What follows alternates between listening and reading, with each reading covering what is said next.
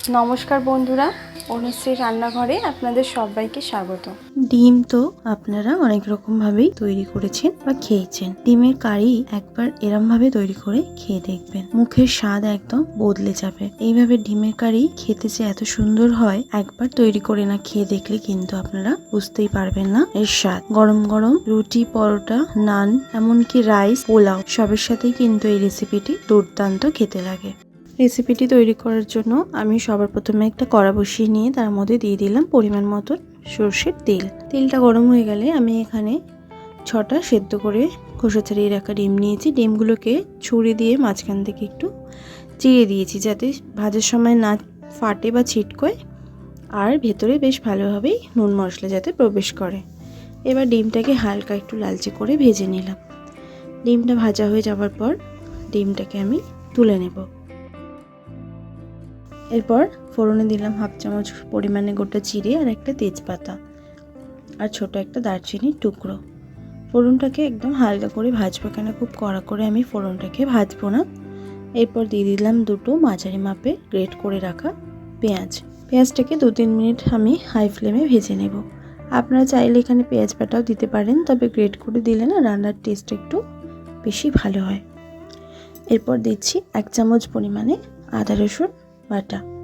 আদা রসুন বাটাটাকে দিয়েও আমি কষিয়ে নেব, যাতে আদা রসুনের কাঁচা গন্ধটা ভালোভাবে কেটে যায়। আদা রসুনের কাঁচা গন্ধটা কেটে যাওয়ার পর আমি এখানে দিয়ে দিচ্ছি কিছু গুঁড়ো মশলা। 1/2 চামচ পরিমাণে ঝাল লঙ্কার গুঁড়ো, 1/4 চামচ কাশ্মীরি লঙ্কার গুঁড়ো, 1/4 চামচ হলুদ গুঁড়ো, 1/4 চামচ জিরের গুঁড়ো আর 1/2 চামচ ধনের গুঁড়ো।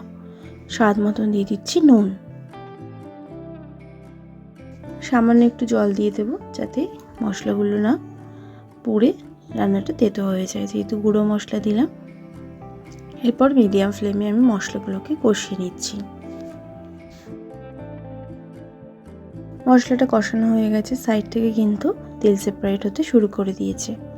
এরপর দিয়ে দেবো আমি 50 গ্রাম পরিমাণে ফেটিয়ে রাখা টক দই। টক দইটাকে দিয়েও ভালো করে কষিয়ে নেব। ফ্লেমটাকে কিন্তু লোতে রেখে এখানে টক দইটা দিয়ে আমি কষিয়ে নিচ্ছি। হাই করে নিই, অনেক সময় দই কেটে যায়। এরপর আমি দিচ্ছি 1/4 চামচ গরম মশলার গুঁড়ো আর 1 চামচ পরিমাণে ড্রাই রোস্ট করে নিয়ে ক্রাশ করে রাখা কাসুরি মেথি।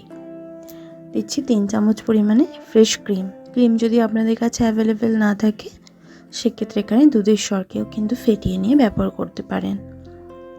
আবারও সব মশলাগুলোকে ভালো করে কষিয়ে নেব।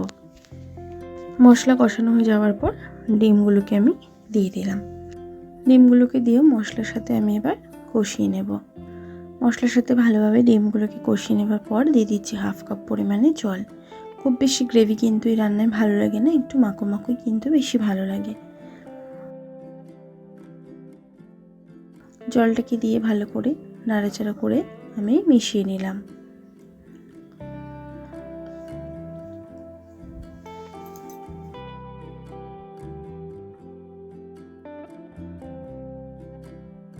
এরপর গ্রেভিটা ফুটে উঠতে শুরু করেছে। 3 মিনিট মিডিয়াম ফ্লেমে ঢাকা দিয়ে রান্নাটা হতে দেব।